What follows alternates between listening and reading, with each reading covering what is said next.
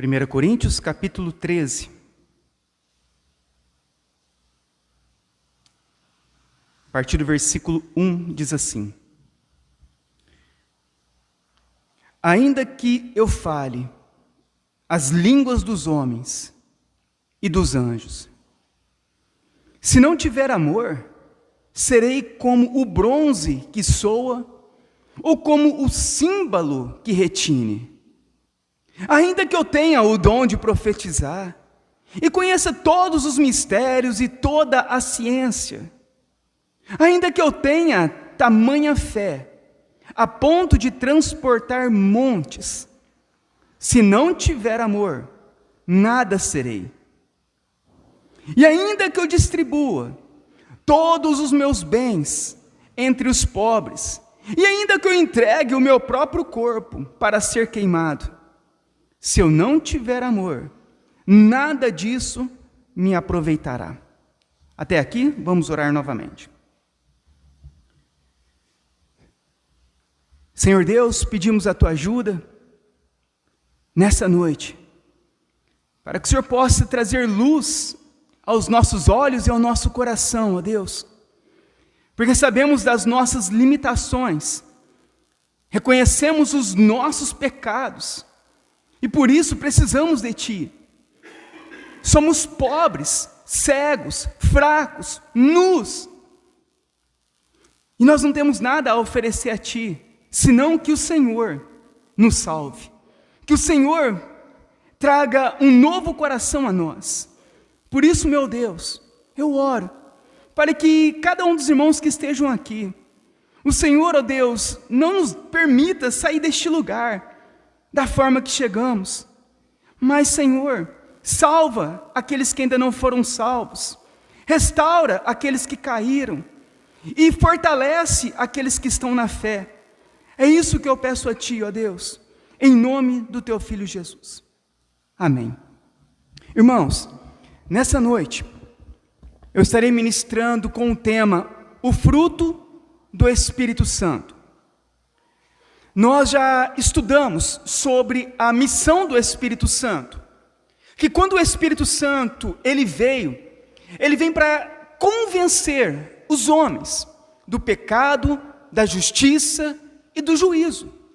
Ele vem para mostrar a nós que somos pecadores, que somente a justiça de Cristo pode nos salvar, e que haverá um julgamento final sobre todos os homens. Por isso o Espírito Santo, ele nos guiaria a toda a verdade. Ele nos conduziria a nossa fé pelas Escrituras, pela Bíblia, até nos levar a Cristo, o único Salvador, o único mediador entre Deus e homens. Então essa é a missão do Espírito Santo, nos conduzir a Cristo para sermos salvos. Mas com relação aos dons do Espírito, o que a Bíblia ela vai nos ensinar? Ela vai nos ensinar que todos aqueles que têm o Espírito Santo, que foram salvos realmente, todos eles têm dons, seja um ou seja mais.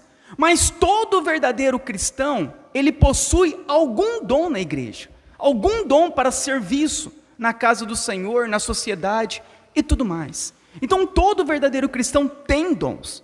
Então você que está sentado aqui, você que é um verdadeiro crente, você que foi batizado com o Espírito Santo, que tem o Espírito Santo, você tem algum dom, tem algum talento, tem algum chamado. E por isso nós não podemos estacionar o nosso chamado, não podemos estacionar o nosso dom. Nós precisamos de servir a Deus, servir aos irmãos e servir a sociedade a qual nós estamos inseridos. Mas a Bíblia, ela também nos fala que nem todos os que têm dons, ou manifestam dons, ou são beneficiados por algum dom, são salvos. Todos os salvos têm o Espírito Santo e têm dons, mas nem todos que têm dons têm o Espírito Santo. Nem todos que têm dons foram salvos. Nem todos que foram beneficiados por algum dom são salvos. É importante nós fazermos essa distinção.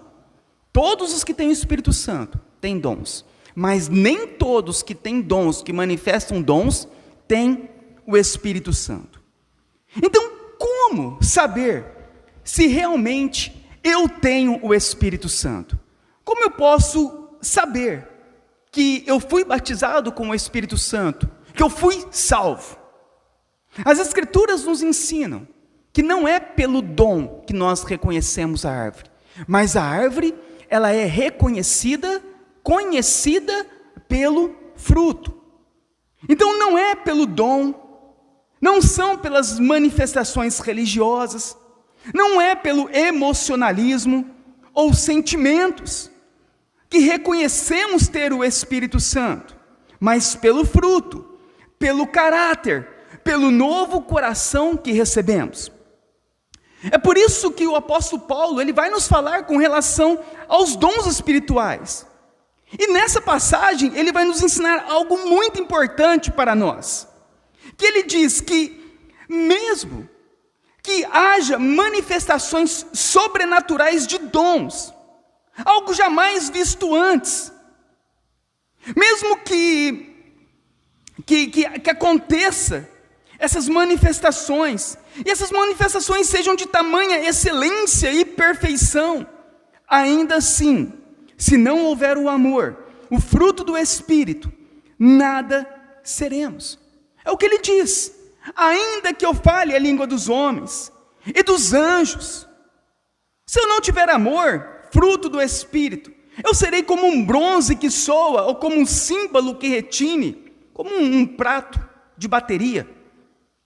Ainda que eu tenha dom de profetizar, ainda que eu conheça todos os mistérios, ou toda a ciência, dons, ainda que eu tenha tamanha fé, dom, que nós já estudamos, a ponto de transportar os montes, se eu não tiver amor, nada serei. Ainda que eu distribua todos os meus bens entre os pobres, dons, ainda que eu entregue o meu próprio corpo para ser queimado, se eu não tiver amor, nada disso me aproveitará. O que ele está falando? Ainda que eu manifeste dons, aqui ele usa muitas hipérboles, coisas que nunca aconteceram, mas mesmo que acontecesse esses dons de uma forma suprema, de uma forma maravilhosa, de uma forma perfeita, de uma forma grandiosa, a manifestação dos dons, se eu não tiver o amor, se eu não tiver o fruto do Espírito, eu nada serei. Para nós vermos a importância que é o fruto do Espírito, a importância que é nós recebermos um novo coração, a importância que é o nosso caráter ser moldado conforme a imagem do Senhor Jesus Cristo. Deus pode manifestar dons espirituais em qualquer um. Deus pode manifestar curas, milagres, maravilhas, expulsão de demônios e profecias, como diz lá em Mateus 7. Mas Senhor, em teu nome não expulsamos demônios, em teu nome não fizemos milagres, curas, maravilhas, em teu nome não profetizamos. Qual que é a resposta de Jesus para eles? Eu nunca vos conheci. Apartai-vos de mim, os que praticai a iniquidade. Aqueles que nunca tiveram um novo coração, aqueles que nunca receberam o Espírito Santo, manifestaram milagres, manifestaram dons, mas nunca foram salvos. Nós vemos que Saul profetizou, o rei Saul. A Bíblia diz que a besta fará cair fogo do céu. Mas em todos os casos, não havia o fruto do Espírito, não havia a conversão verdadeira, não havia salvação. O fruto do Espírito é o ponto-chave entre o verdadeiro convertido e o falso, entre o trigo e o joio, entre a ovelha e o bode. Hoje, irmãos, existe uma multidão de pessoas que vão às igrejas para serem beneficiadas por algum tipo de dom, ou por alguma manifestação religiosa, seja nos cultos, durante o louvor, algo que emociona, que faz chorar, que faz sentir. Então as pessoas, elas vão hoje, nas igrejas, nas religiões, em busca de dons, em busca de manifestações religiosas, em busca de ser beneficiado por algum mover, por alguma coisa que aconteça. Elas vão na igreja porque elas querem sentir a emoção, elas querem tremer, querem cair no chão, querem receber o óleo ungido. Elas vão na igreja para se emocionar, chorar. Mas por mais que tudo isso aconteça, se não tiver o fruto, essa pessoa nunca entrará no céu. Por isso, a importância de nós entendermos isso. Que nós não devemos ser conhecidos por manifestações, mas por corações. É isso que Deus ele faz em nós, primeiramente. É trabalhar o nosso caráter, a nossa salvação, com os nossos pecados, com a nossa eternidade. Os nossos dias estão findando neste mundo. Em breve partiremos. E o que adianta sermos curados? O que adianta cultos de libertação? O que adianta cair no chão? O que adianta um óleo ungido? O que adianta chorar? Se não houver o verdadeiro arrependimento, se não recebermos um novo coração, tudo será em vão. Paulo diz, mesmo que haja todos os dons, sejam derramados de uma sobremaneira, de uma forma perfeita, ainda assim, se não houver o fruto do Espírito, nada disso adiantará, continuarão perdidos eternamente. Infelizmente, é isso que é oferecido por muitas igrejas. Manifestações religiosas, arrepios, emocionalismo, músicas. E muitas pessoas, há anos na igreja, mas nunca se converteram verdadeiramente. Há anos na igreja, mas nunca receberam um novo coração. Há anos na igreja, beneficiados, foi curado, aconteceu isso, caiu no chão, mas nunca produziu o fruto do Espírito. Apesar, irmãos, do dom ser muito importante para a igreja, o fruto, ele é essencial para a nossa salvação. Os dons trabalham na edificação externa da igreja. O fruto trabalha na edificação interna daqueles que realmente são a igreja. Então, os frutos são as manifestações exteriores. Os dons são as manifestações exteriores. Mas o fruto é a manifestação dentro do coração. Podemos enganar todas as pessoas. Pastores podem enganar pessoas com manifestações. O Satanás pode enganar as pessoas com manifestações. As pessoas podem ser enganadas pelo seu próprio coração. Mas somente quando nós produzimos o fruto, é que realmente nós nos tornamos verdadeiramente cristãos. Então, o que é o fruto do Espírito? O fruto do Espírito são virtudes e qualidades que são manifestadas na vida dos cristãos genuínos, produzidos não pelo esforço humano, mas pela obra do Espírito Santo, pelo Espírito de Deus. E hoje nós vamos estar meditando a respeito do fruto do Espírito Santo. E eu convido os irmãos a abrirem em Gálatas capítulo 5. No versículo 22.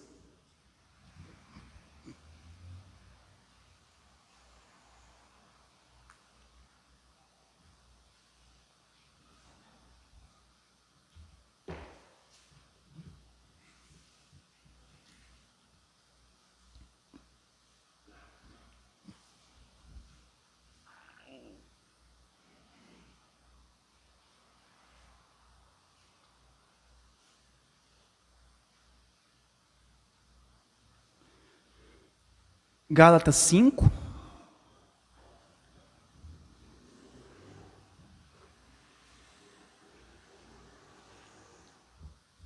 e 22 e o 23, diz assim: mas o fruto do Espírito é amor, alegria, paz, longanimidade, benignidade, bondade, fidelidade, mansidão e domínio próprio. Contra essas coisas não há lei. Então hoje nós vamos estar meditando sobre o fruto do Espírito Santo. E nós vamos fazer uma análise na nossa vida, para nós vermos se fomos salvos ou se nós não somos salvos. Se realmente nós temos o Espírito Santo ou não. Se nós estamos com a fé em dia ou se nós estamos desviados da nossa fé, distanciados de Deus. E pelo fruto nós vamos reconhecer isso, entender a respeito disso. Então, o primeiro fruto mencionado por Paulo aqui em Gálatas é o amor. Esse primeiro fruto, e esse é frequentemente considerado um dos mais importantes. Como diz em 1 Coríntios 13, Paulo afirma: agora permanecem a fé, a esperança e o amor. Estes três, porém, o maior destes é o amor. O amor mencionado aqui, ele não é apenas um sentimento, mas é uma ação e um compromisso. É um reflexo do amor incondicional de Deus por nós, demonstrado por meio de Jesus Cristo.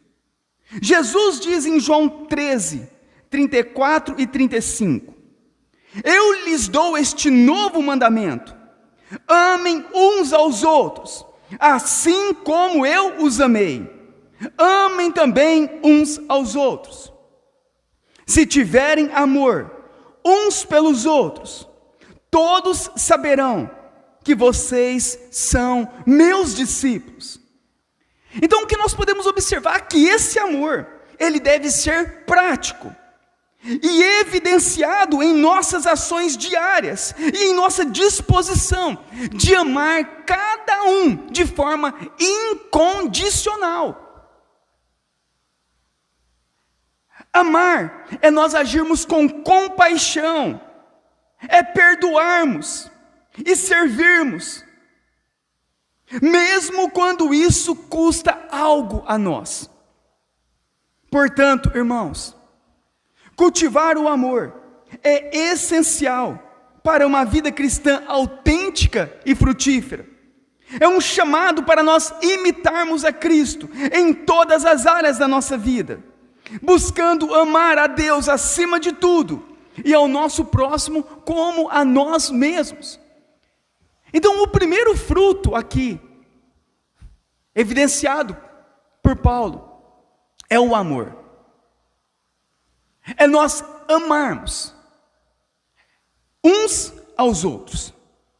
É nós agirmos com compaixão. É nós perdoarmos cada um dos nossos irmãos, cada uma das pessoas, as suas ofensas. Isso é o amor. É nós termos as mesmas atitudes que Cristo teve por nós. Ele nos amou de uma forma incondicional. Ele não olhou para nós e viu condições. Eu vou amar aquele porque ele é mais bonzinho do que o outro. Eu vou amar aquele porque aquele lá me busca mais. Não. Todos pecaram. Todos careciam da glória de Deus. E o que Jesus fez? Ele nos amou de forma incondicional. Ele não reparou em nós os nossos pecados. Ele não olhou a nós as nossas fraquezas, os nossos erros, mas Ele nos amou apesar dos erros. Então esse é o primeiro fruto do Espírito. Será que nós temos amado? Será que nós temos amado verdadeiramente a Deus? Será que nós temos amado ao próximo? Como está o amor no teu coração? Será que você tem guardado ressentimento, rancor, mágoas de alguém? Ou será que nós temos amado as pessoas incondicionalmente? Será que nós perdoamos todos aqueles que nos ofenderam? Ou será que continuamos ainda guardando ressentimento em nossos corações? Como está o nosso relacionamento em casa? Como está o teu relacionamento com o teu marido? Como está o teu relacionamento com a tua esposa? Como está o teu relacionamento com os teus filhos? Como está, filhos, os teus relacionamentos com os teus pais?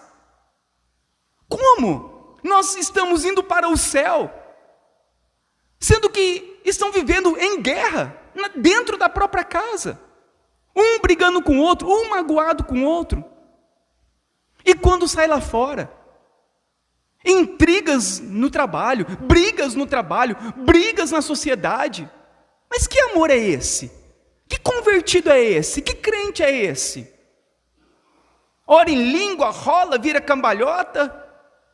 Mas e o amor? Não quero saber se manifesta dons. Eu quero saber. Deus quer saber. A palavra quer nos ensinar. Se nós estamos amando. Como Paulo diz, o que adianta manifestarmos dons sem amor? Nada seremos. Então, a primeira coisa, o primeiro fruto é o amor. O amor evidencia que nós somos cristãos. Amar incondicionalmente, amar a esposa, amar o marido, amar os que estão perdidos, ter compaixão, evidencia que nós somos cristãos. O segundo fruto, a alegria. O que é ter alegria? O fruto, a alegria do Espírito, ele transcende as circunstâncias externas. É uma profunda satisfação interior que vem do nosso relacionamento com Deus. O fruto, a alegria, ele transcende tudo o que está acontecendo ao nosso redor. Não envolve o que está acontecendo. Pode estar caindo, chovendo canivete. Isso não altera a alegria em nosso coração. Porque a alegria, o fruto, a alegria, ele não necessita das circunstâncias externas. Porque ele depende exclusivamente do nosso relacionamento com Deus. Por que nós somos felizes? Porque temos dinheiro? Porque não temos problema? Porque tem saúde? É por isso que nós somos felizes? Não. Porque isso aí, uma hora mais cedo ou mais tarde, pode virar, pode mudar tudo. Amanhã podemos ficar enfermos, amanhã podemos perder o emprego, amanhã pode acontecer qualquer outra coisa. Mas nós devemos ser felizes, alegres, a alegria. Por quê? Porque nós temos Deus. É isso que é o fruto da alegria. É nós entendermos isso, que a nossa satisfação não está em nada deste mundo, mas está em Deus. Olha os cristãos hoje, tudo triste. Ah, mas por que você está triste? Ah, porque eu estou precisando de dinheiro. Ah, mas por que? Porque eu estou doente. Mas cadê o fruto? Não entendeu nada. 50 anos na igreja, não entendeu. Não tem o fruto, não tem o Espírito Santo. Onde está a nossa alegria? Filipenses 4, Paulo diz assim: alegrai-vos sempre no Senhor. Outra vez digo, alegrai-vos. A alegria nossa, irmãos, não depende das condições externas, mas da certeza que nós estamos seguros em Cristo. A verdadeira alegria é fruto de uma vida vivida na presença de Deus. Quem vive na presença de Deus, quem está com Deus, quem tem um relacionamento profundo com Deus, vai se entristecer, vai viver triste neste mundo, por causa de problemas? Não. Paulo diz, alegrai-vos. Na onde? No dinheiro, no trabalho? Alegrai-vos no Senhor. É esta alegria que nós precisamos ter. Olha aqui que Salmos 16, 11 diz: tu me farás ver os caminhos da vida, na tua presença há plenitude de alegria. É esta alegria que nos fortalece. É nessa alegria que Neemias estava firmado, quando ele diz em Neemias 8:10: A alegria do Senhor é a nossa força. Portanto, irmãos, a alegria é uma força espiritual que nos capacita a enfrentar as adversidades com uma perspectiva positiva de confiança em Deus. É isso que nos traz alegria. Esse é o fruto da alegria. Como eu sei que eu tenho o fruto da alegria? É quando eu vejo as coisas tudo de ponta cabeça, mas o meu coração não se afeta por isso, porque eu estou alegre em Deus. A alegria do Senhor é a minha força, é nele. Além disso, a alegria, ela é um testemunho poderoso da igreja para o mundo. Mas como que é hoje? O cristão está mais triste que o mundo está lá se acabando no pecado, tudo destruído, tudo bagunçado. Aí o cristão tem tudo, chega lá fora e fica triste. Mas onde está a nossa alegria? Onde está o nosso testemunho? Onde está o teu testemunho na tua família? O testemunho no teu trabalho? O testemunho entre os seus amigos? Quando você fala só de tristeza, só de derrota, só de coisas ruins. Aí fala, mas que Deus é esse? Eu não quero esse Deus. A alegria do Senhor é a nossa força. Eu estou feliz, não porque eu tenho coisas, não porque as coisas estão dando certo. Muitas vezes não. Olha para Jó, deu tudo errado na vida dele. E aí daí, se dá tudo errado em nossa vida? Nós vamos nos entristecer por causa disso?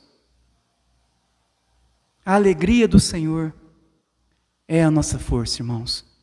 É isso que nós devemos testemunhar para este mundo, que nós somos alegres, não por aquilo que temos, das coisas materiais deste mundo, mas porque nós temos Deus, porque fomos salvos, porque a nossa alegria está na presença do Senhor, é nele que nós nos alegramos. Esse é o fruto, a alegria. O terceiro fruto, a paz. Então a paz é um fruto do Espírito, que ela envolve uma harmonia interior e relacional com outros. Em João 14, 27, Jesus afirma: deixo-vos a paz, a minha paz vos dou, não vou lá dou como o mundo a dá. Então a paz de Cristo, ela difere da paz mundana, pois não depende da ausência de conflitos, mas da presença de Deus em nossas vidas. A paz de Deus não é a ausência de conflitos, mas é a presença de Deus em nossas vidas. Isso que é ter paz. As pessoas estão procurando a paz mundana. O que é a paz mundana? É não ter mais problemas, é não ter mais conflitos. Oh Deus, no dia que eu tiver dinheiro para pagar todas as minhas contas, no dia que eu tiver saúde, no dia que tiver tudo bem, no dia que tiver tudo certo, aí eu vou ter paz no meu coração. Meu irmão, esse dia nunca vai chegar. Porque nesse mundo, a Bíblia fala que no mundo tereis aflições. Então o que é ter paz? É no meio das aflições, nós descansarmos em Cristo. Enquanto está todo mundo guerreando, brigando, correndo para lá e para cá, adulterando, imoralidade sexual, tudo bêbado, tudo fazendo coisas erradas, xingando, caminhos errados, pornografia, nós, em meio à guerra, em meio a toda essa turbulência, nós estamos ali, diante do Senhor, na presença do Senhor. E é essa paz que nós recebemos. É nessa paz que nós firmamos. Então não depende do que esteja acontecendo, mas depende de Deus estar em nossa vida. Em Filipenses 4, 6 e 7, Paulo ensina: não andeis ansiosos por coisa alguma, antes tudo sejam os vossos pedidos conhecidos diante de Deus, pela oração e súplicas, com ações de graça.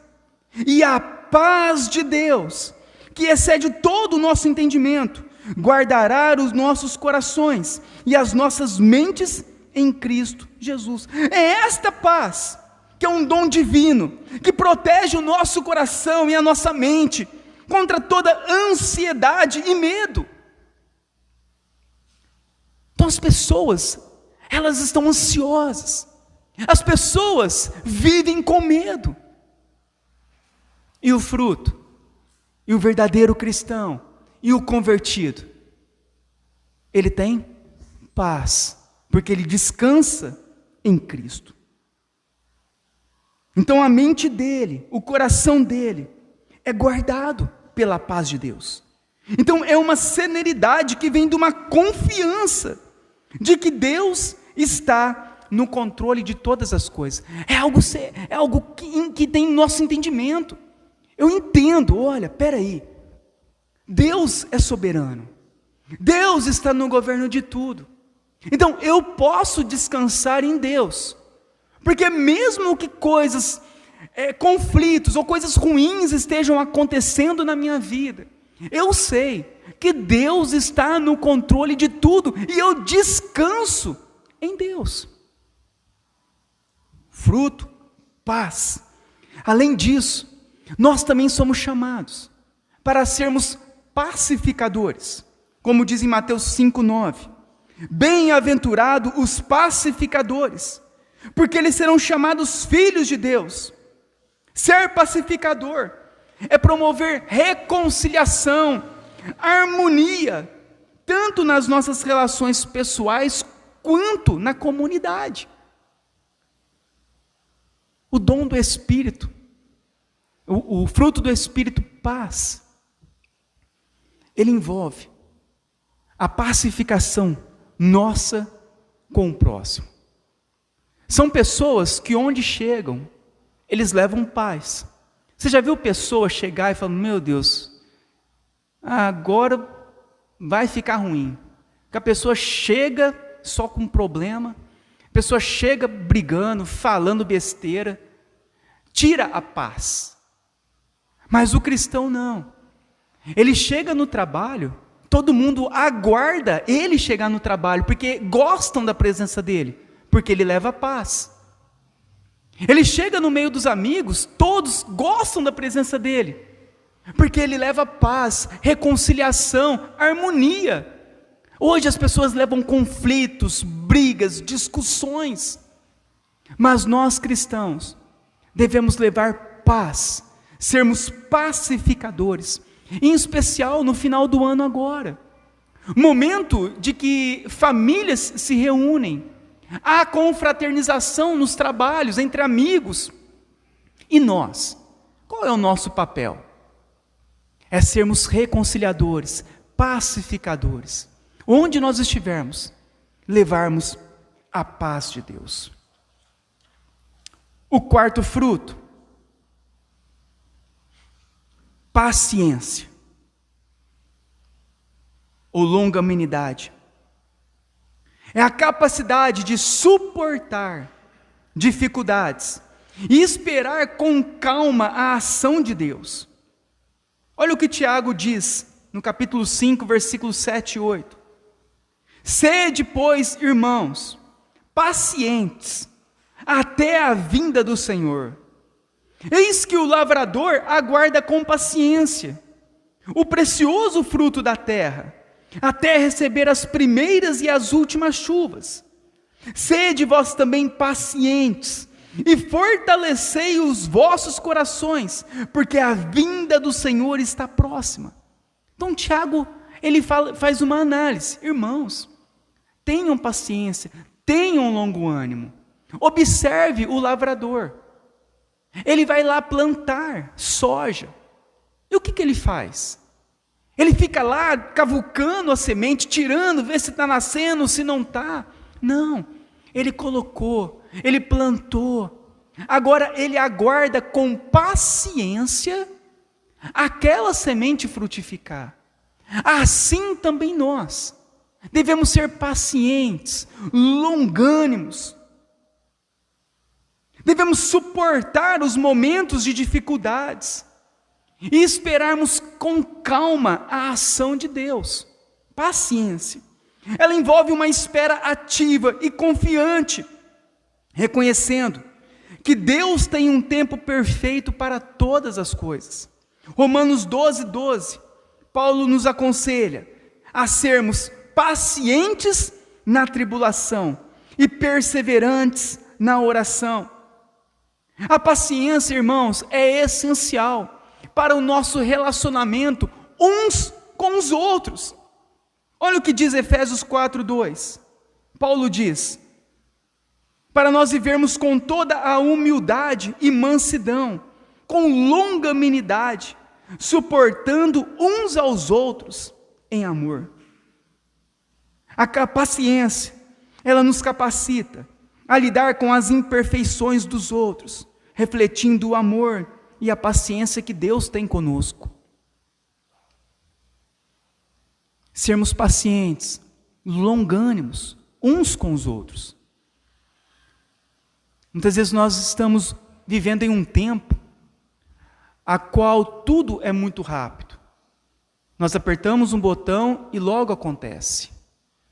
E muitas vezes os nossos relacionamentos uns com os outros, acabamos trazendo essa velocidade entre nós.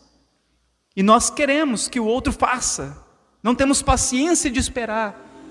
Não temos paciência de ensinar os filhos. E logo entrega. Não, deixa que a escola ensina. Deixa que o outro ensina. Não temos paciência muitas vezes para conversar com o marido.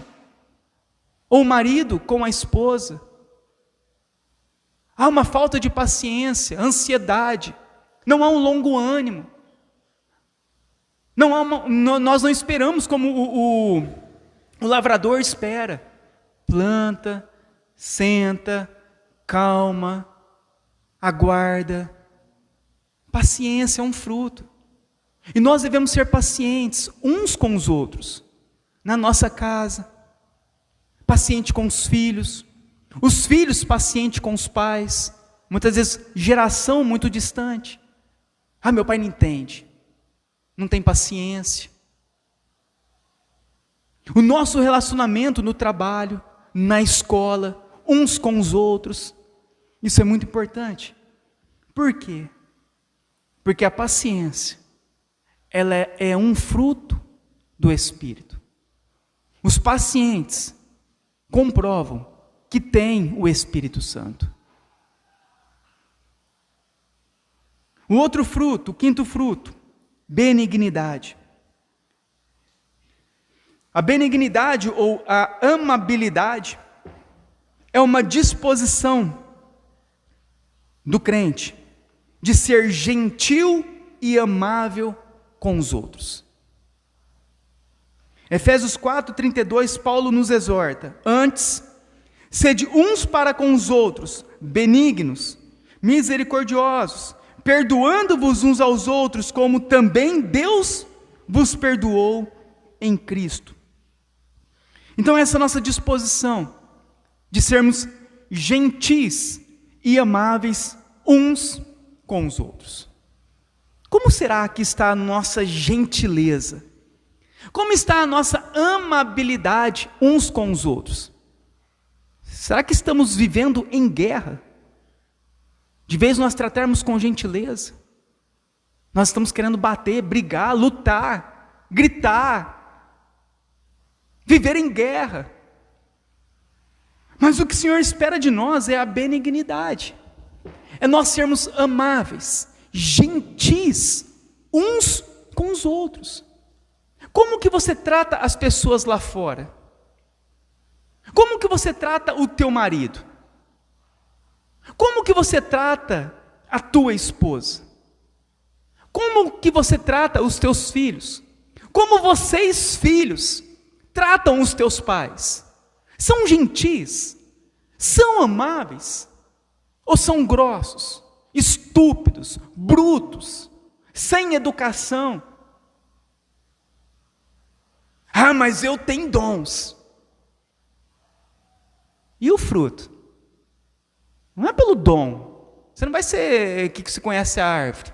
É pelo fruto. E o fruto? Como está a nossa vida com relação ao fruto da benignidade? Porque é um reflexo do caráter de Deus. Deus é amoroso. Deus, ele é compassivo, ou seja, ele demonstra compaixão. Jesus, ele exemplificou essa amabilidade em seu ministério terreno. Ele demonstrou cuidado, atenção. Você já viu Jesus sendo estúpido com as pessoas? E chegava lá o cego: filho de Davi, tem compaixão de mim. Os outros sim, fica quieto aí. Mas Jesus não. Tinha compaixão, amava, era gentil com o leproso, com o cego, pessoas que eram excluídas, com os pobres, com os oprimidos. Nós vemos que a amabilidade de Jesus é evidente em suas palavras e ações. E nós somos chamados para seguir o exemplo de Jesus, tratar as pessoas com compaixão, tratar as pessoas com gentileza. Ninguém é teu escravo. Todos merecem respeito, todos devem ser tratados com gentileza, com amor. Principalmente nós, que somos cristãos. O mau testemunho dos cristãos hoje é terrível, terrível. É uma vergonha a forma como que um trata o outro. Se acham superiores. Olha a pessoa de cima para baixo. Que isso? Onde Jesus ensinou isso? Jesus fala que eu quiser ser o maior, seja o que sirva. Eu quero ser o maior, sirva. Sirva todo mundo, sirva os irmãos, sirva as pessoas lá fora. Praticar a amabilidade, a benignidade, é tratar os outros com respeito, com empatia. Empatia significa se colocar no lugar do outro. Nós nos esquecemos disso, da empatia. Nos colocar no lugar daquela pessoa. Muitas vezes nós olhamos e já desprezamos de cara. Olhamos a roupa, olhamos o físico, olhamos, e já desprezamos de cara. Nem colocamos nos lugares nem para saber o que está acontecendo. É nós estarmos dispostos a ajudar e a servir uns aos outros. Nós devemos construir pontes e fortalecer os nossos relacionamentos uns com os outros. O sexto fruto, bondade. A bondade é uma virtude que se manifesta em ações de benevolência, sem interesse. Paulo, em Romanos 12, 21, diz: não te deixes vencer do mal, mas vence o mal com o bem. A bondade é uma resposta ativa ao mal, escolhendo fazer o bem em todas as circunstâncias, independente das ações dos outros. Ele me fez mal, vou fazer mal para ele também. Mas que Espírito Santo é esse que está habitando em você? Como assim fazer o mal para o outro? Não, mas você não sabe o que ele fez comigo.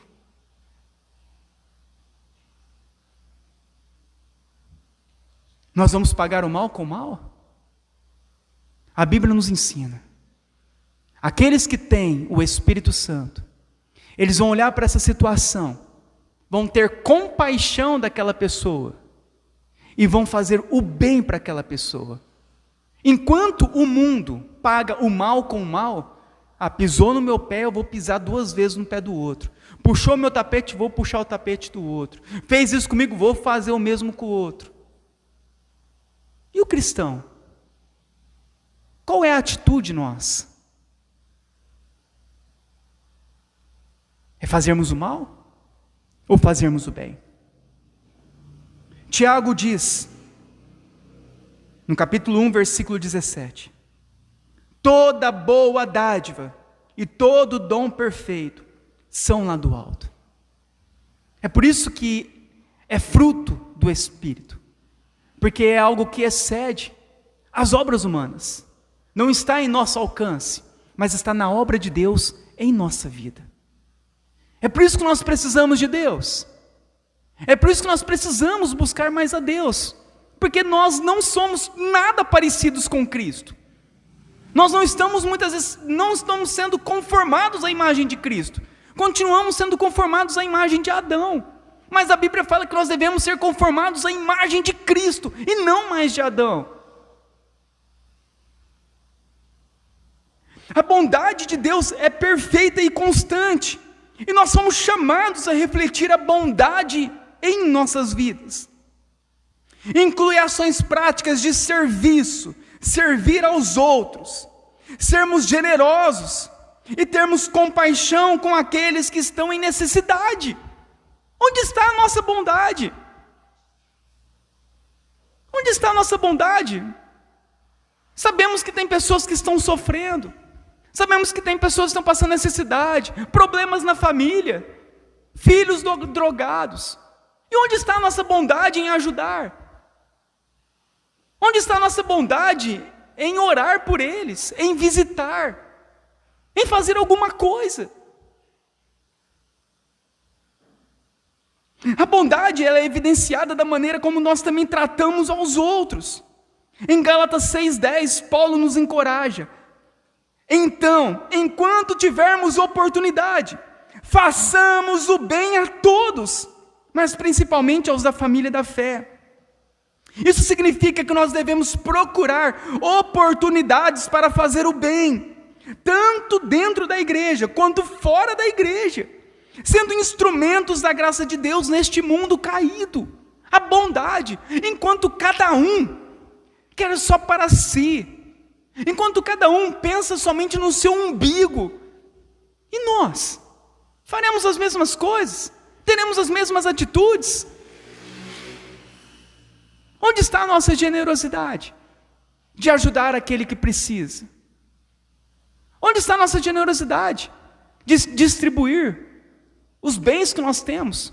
Ajudar aquele que está precisando pagar uma conta de energia, aquela pessoa que está passando por necessidade, por fome, desempregado. Onde está a nossa bondade? Onde está a ação do Espírito nisso? Por que nós não sentimos nada ao ver isso? Vemos tudo acontecendo, a pessoa está do nosso lado, sabemos tudo sobre a vida da pessoa, mas nós não movemos uma palha para ajudar. Sabe por que isso acontece? Porque nós estamos distantes de Deus.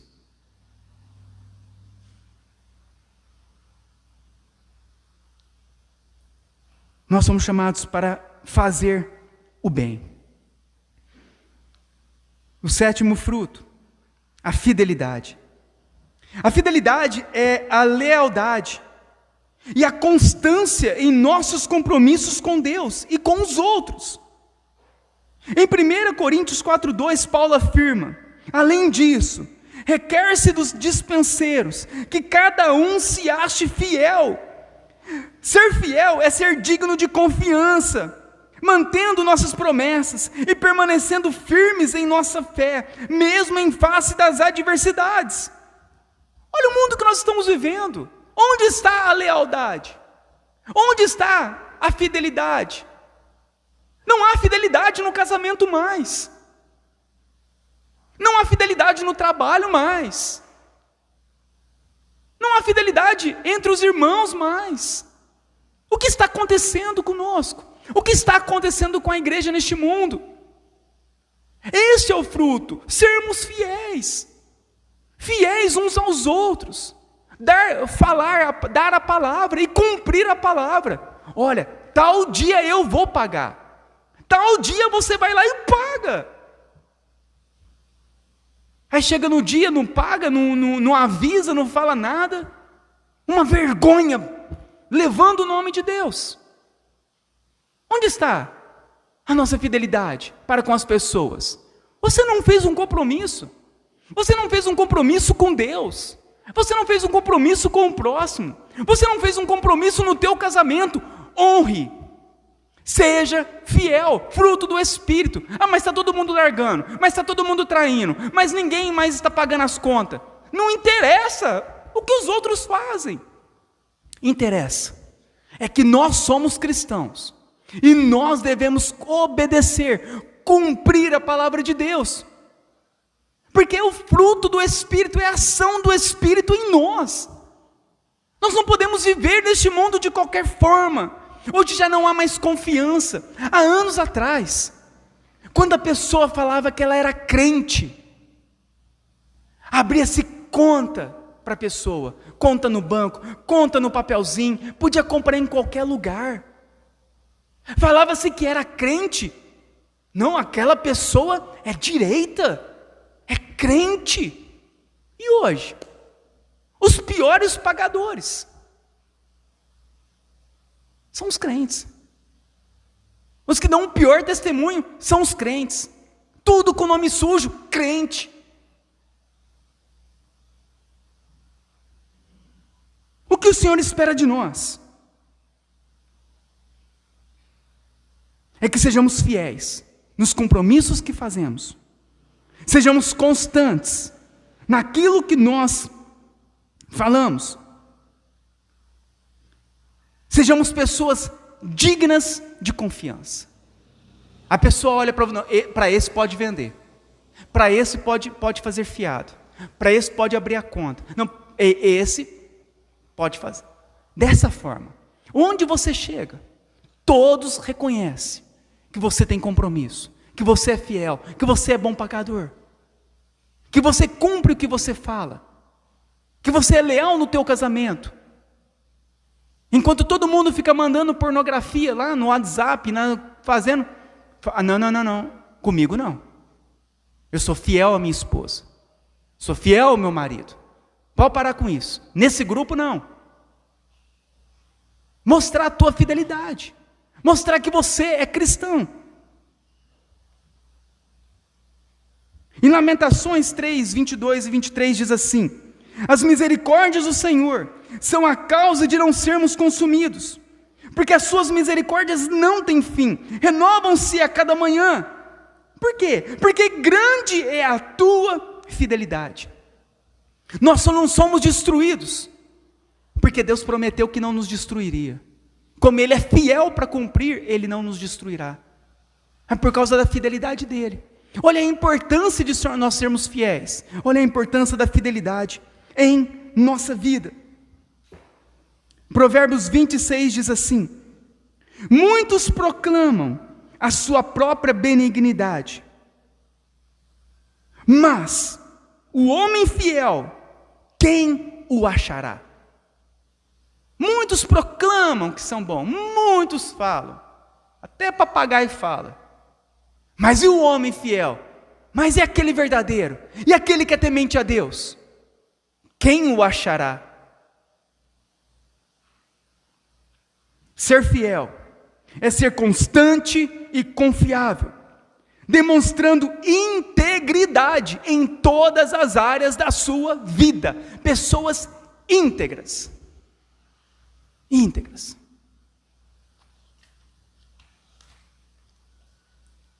Fruto do Espírito. É isso que é ser salvo. Vocês estão entendendo a diferença? De ir na igreja, cair para o chão, cantar música, bater palma, se emocionar, chorar e tudo isso. E isso.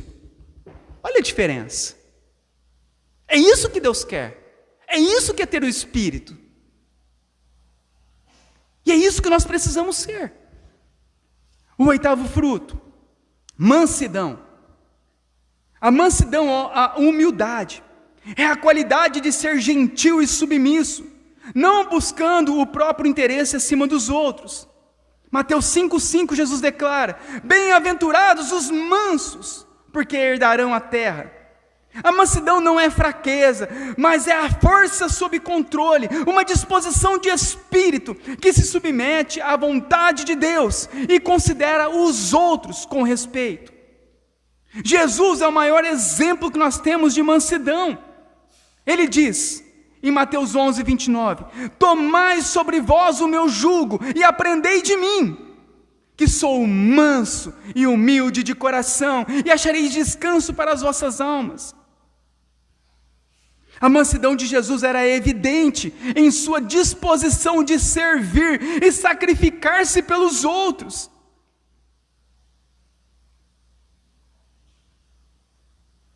Em 2 Timóteo 2, 24 e 25, Paulo instrui: ora, ao servo do Senhor não convém contender, mas sim ser brando para com todos, apto para ensinar, paciente, corrigindo com mansidão os que resistem. A mansidão, irmãos, promove a paz e a reconciliação, refletindo o caráter de Cristo em nossas vidas. É isso, sermos mansos, agirmos com humildade nesse mundo. É isso que o Senhor espera de nós. Mansidão para falar, mansidão para agir, mansidão em nossos relacionamentos. Nós devemos ser mansos. Imagina, irmãos que trazem contenda. Imagina as igrejas, como que é um monte de gente contendo, um brigando para cá, brigando para lá, chega no trabalho, outro brigando com outro brigando com outro. Mas que é isso? A mansidão. O que é ser manso? Evitar os conflitos, evitar brigas, não trazer contendas, não ser fofoqueiro. Mansidão. É isso que nós precisamos ser. E o último fruto, o domínio próprio, o autocontrole. É a capacidade de controlar os nossos desejos e impulsos para viver segundo a vontade de Deus. 2 Pedro 1, 5 e 6, somos exortados: por esta razão, empenhe-se para acrescentar à sua fé a virtude o conhecimento e ao conhecimento o domínio próprio. O autocontrole, irmãos, é essencial para o crescimento espiritual e para resistir às tentações. Nós percebemos isso no próprio Senhor Jesus Cristo, o autocontrole dele. Durante toda a sua vida na terra, ele foi tentado em todas as áreas. No início do seu ministério, ele foi tentado por Satanás, naquilo que é a disposição carnal que todos os homens desejam. Mas o que aconteceu? O autocontrole, o domínio próprio, diante daquelas situações. Todos nós seremos tentados, todos nós seremos colocados à prova, todos nós passaremos por momentos difíceis, todos nós. Mas se nós nos entregarmos ao pecado, se nós nos entregarmos ao erro, se nós nos entregarmos a essa situação, o que vai acontecer? Nós vamos perecer, nós vamos naufragar na fé. Por isso a necessidade de nós termos o domínio próprio, o autocontrole.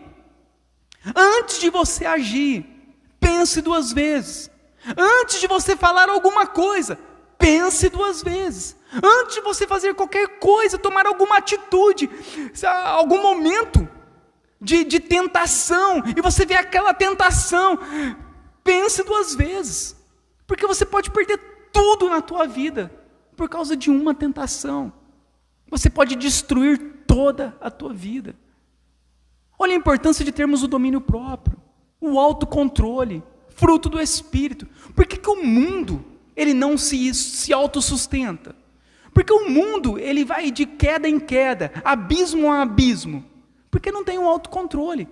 Eles se entregam a todas as tentações, se entregam a tudo o que é apresentado a eles. Eles não conseguem se controlar diante daquilo. Então hoje casam, amanhã casam de novo, depois casam de novo. Não tem fim.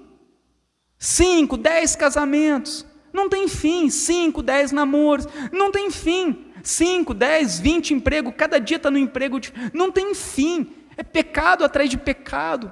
Não tem um autocontrole. Isso que acontece? Destrói.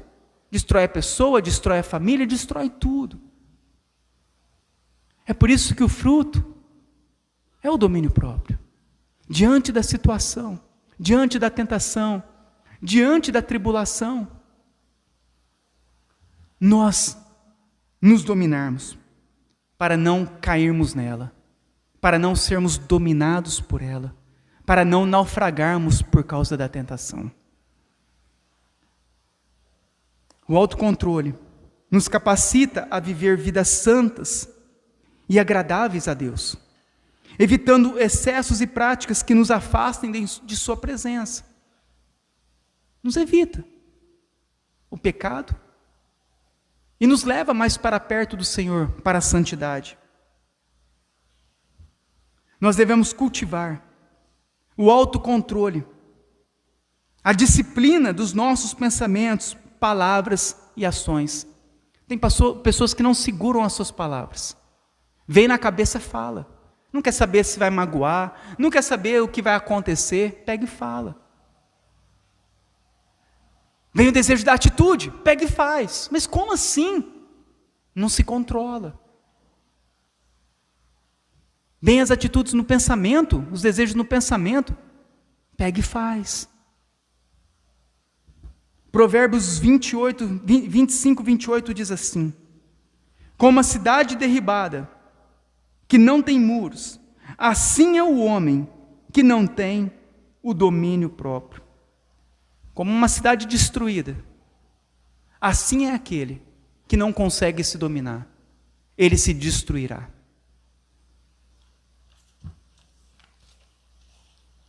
Irmãos, esses são os frutos, ou o fruto do Espírito Santo. É isso que é importante para nós. É isso que é importante nós sabermos. É essa reflexão que nós devemos fazer. Os frutos são a evidência da obra transformadora de Deus em nossas vidas. Não são os dons. Não são evidências de manifestações exteriores, de dons. Mas é o fruto: amor, alegria, paz, paciência, benignidade, bondade, fidelidade, mansidão e domínio próprio. É isso que reflete o caráter de Cristo em nós. E é isso que Deus nos chama, para glorificarmos o nome dEle e abençoarmos as pessoas. É através do Espírito Santo que somos capacitados a desenvolver esses frutos e a viver vidas que são testemunhos vivos do poder e da graça de Deus. É isso que é ser cristão. É isso que é viver uma vida verdadeira neste mundo. Portanto, nós devemos buscar uma vida frutífera. Devemos nos dedicar à oração, leitura da palavra, comunhão com outros irmãos piedosos e reuniões na igreja. Como nós desenvolvemos isso? Como esse fruto pode ser desenvolvido, recebido, dado a nós? Dessa forma, pelos meios da graça.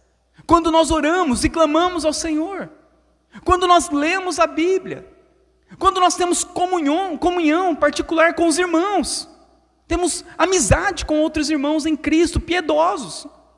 Quando nós viemos nos cultos, nas reuniões da igreja, tudo isso são os meios para nós produzirmos o fruto, ou para nós novamente reproduzirmos o fruto. Porque o que acontece muitas vezes em muitos cristãos é isso. Talvez ele produz um fruto com mais frequência, e outro com menos frequência. Talvez um dia ele produz muito, no outro dia ele não produz nada. Ele oscila essa parte. É uma vida espiritual muito oscilante. Uma coisa ele produz, um fruto ele produz, outro fruto não produz, um dia produz muito, outro dia não produz nada. E por que acontece isso? Oscilando a respeito disso. Porque nós estamos nos distanciando de Deus. Não temos uma vida de piedade. Não oramos, não lemos a Bíblia, não temos comunhão com irmãos piedosos, não frequentamos as reuniões da igreja. E tudo isso vai fazendo o quê? Vai trazendo essa oscilação na nossa vida. Mas nós devemos manter a nossa vida espiritual saudável, produzir todos os frutos, sempre produzindo. Isso é uma árvore saudável, que sempre dá fruto, e todos os frutos, não somente um.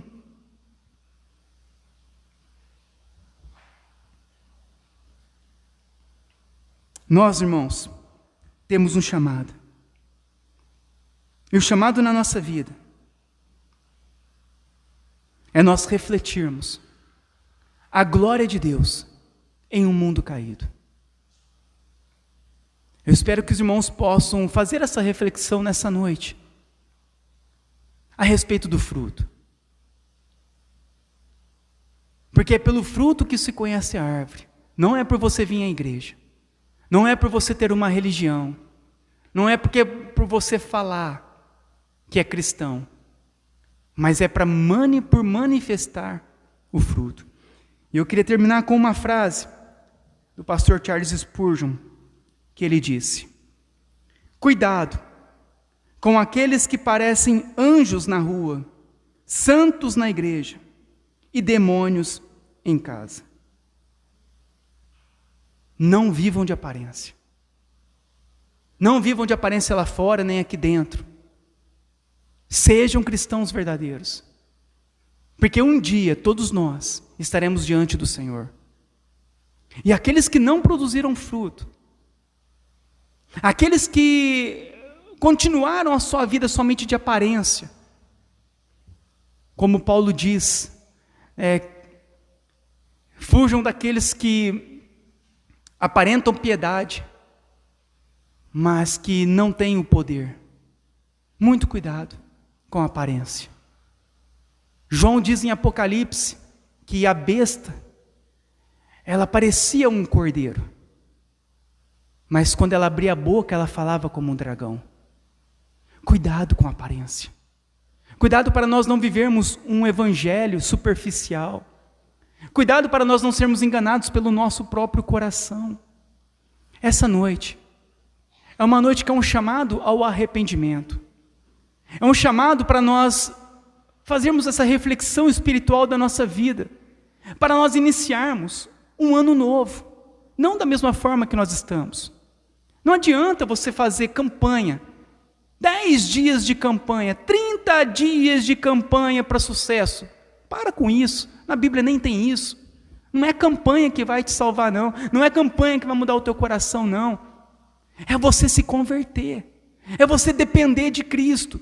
É você ir a Cristo com fé. É você confessar os teus pecados. É você clamar ao Senhor e falar: Senhor, miserável homem eu sou.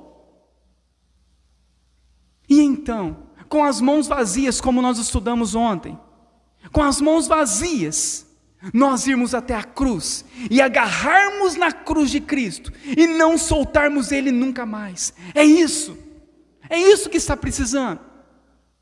Nós deixarmos os pecados, deixarmos o nosso amor pelas coisas deste mundo e irmos até Cristo com as nossas mãos vazias, agarrando na cruz dele e nos entregando a Ele.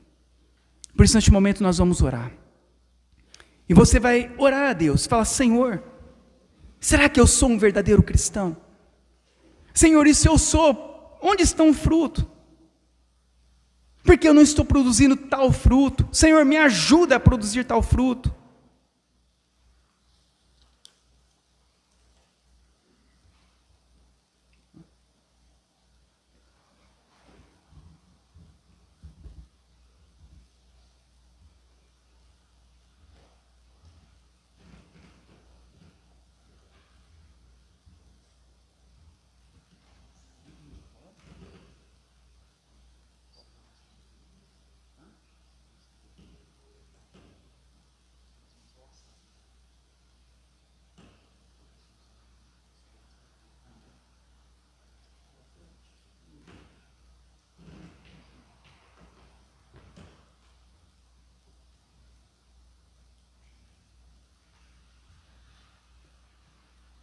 Ora a Deus, fala: Senhor, há quanto tempo eu estou na igreja? Eu estou tão distante de tudo isso. Me ajuda. Nós estamos aqui, irmãos, porque nós todos precisamos da ajuda de Deus. Ninguém aqui é melhor, ninguém aqui é bom, ninguém aqui é suficiente em si mesmo. Fala para o Senhor: Senhor, me ajuda. Muda esse coração meu duro. Endireita os meus caminhos, ó Deus. Não me deixe ser condenado com este mundo. Ora, Senhor, peça a Ele.